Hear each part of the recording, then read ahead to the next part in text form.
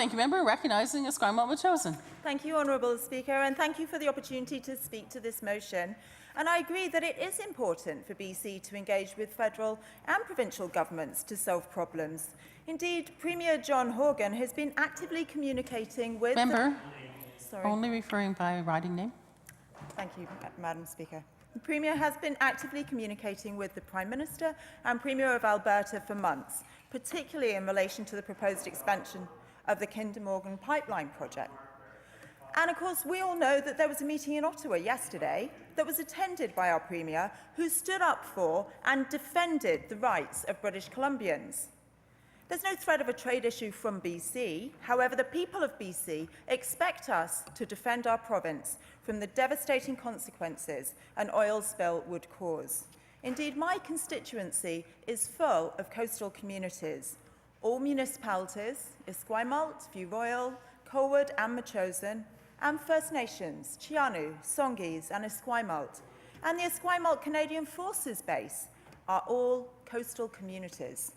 As one member of our community wrote to me recently, quote, "Our coastal waters are the lifeblood to many in BC, and therefore the rest of Canada, in the interest of Canada. Our coastal waters, once damaged, are irreplaceable, and until we know how to clean up a bitumen spill, having a clean and healthy environment is my right as a Canadian, and it is most certainly the right of every First Nation person whose rights have been squandered and squashed for far too long." End quote. So we will continue to defend BC and stand up for our interests.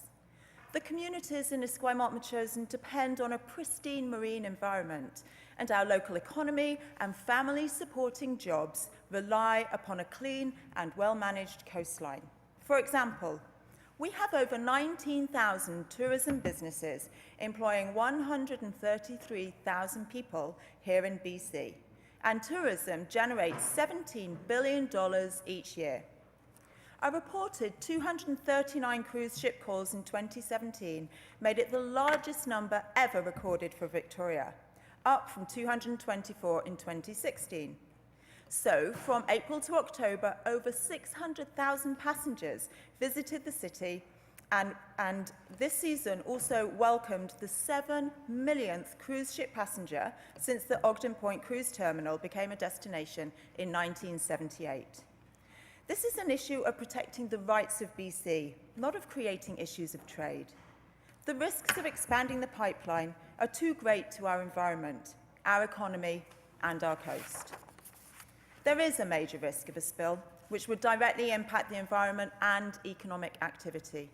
As I heard from a resident the other day, it is dangerous for the waters and lands the oil would cross, and the economic case has not been made for the people of BC. Quite the opposite.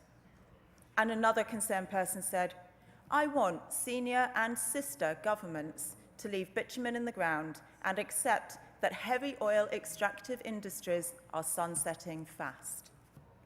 Honourable Speaker, by standing up for our coastline and BC waters, the Premier is protecting many unique industries. Our seafood sector that accounts for $1.2 billion in sales in BC and $1.3 billion in exports.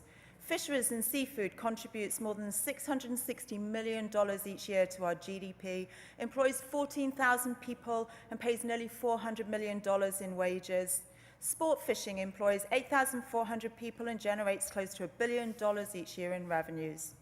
And there are other sensitive matters to consider, not only the impact on trade. There are risks to Victoria's sensitive coastal bluff ecosystems, as well as the southern resident orca's critical habitat, and risks that we would not meet our climate commitments, as well as our commitment to the United Nations Declaration on the Rights of Indigenous Peoples. As a neighbour wrote to me last week, Madam Speaker, quote, "First Nation rights, my rights, are not less than a Texan's rights." Thank you, Madam Speaker.